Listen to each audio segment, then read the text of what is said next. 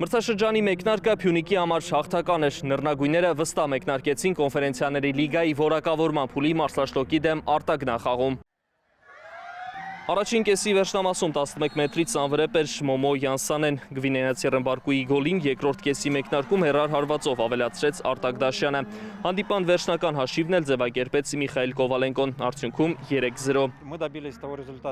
Մենք հասել ենք արդյունքի, որը մեզ համար շատ լավ է։ Հանդիպումը դասավորվեց այնպես, ինչպես մենք ծրագրել էինք։ Իհարկե կային նաև որոշ թերություններ, բայց դա չխանգարեց մեզ։ 3-0 հաշիվը հուսադրող է, բայց մենք չպետք է թուլացնենք կենտրոնացումը։ Ամեն ինչ պետք է անենք, որ պատասխան հանդիպման ժամանակ ավելի լավ խաղանք։ 2023-24 մրցաշրջանից ի վեր Եվրագավաթի մեկնարկային խաղում սա Փյունիկի առաջին հաղթանակն էր։ Նախորդ երկու մրցաշրջանի մեկնարկային խաղերում փյունիկցիները զիջել էին Ստրուգային և Տրեֆյորիին, ապա երևանյան խաղում քամբեք գրանցել։ Ճիշտ ասած, այն ինչ որ սպասում էինք, տեսանք, ուղղակի մենք այսօր շատ լավ տեսք ունեինք, ճիշտ է, հաշիվը խոշոր է, բայց խաղադաշտում շատ տղաները չարչարվեցին, շատ որակ դրեցին, մեծ ցանկությամբ խաղացին, դրա համար էլ այդ հաղթանակը այդպես ավելի հեշտ թվաց։ Ամեն դեպքում շատ կարևոր է, երբ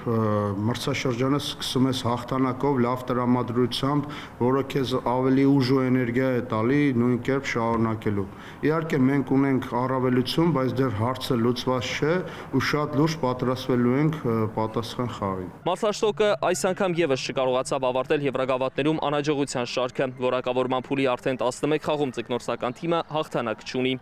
Այս անգամ Փյունիկը Կոնֆերենցիաների լիգայի որակավորման երկրորդ փուլի ուղեգիր նվաճելու համար ավելի լավ նախադրյալներ ստեղծեց։ Դիմակայության պատասխան խաղը կկայանա հուլիսի 16-ին։ Արման Զաքարյան, Հարություն Վարդանյան, Մալթայից հատուկ առաջին ալիքի համար։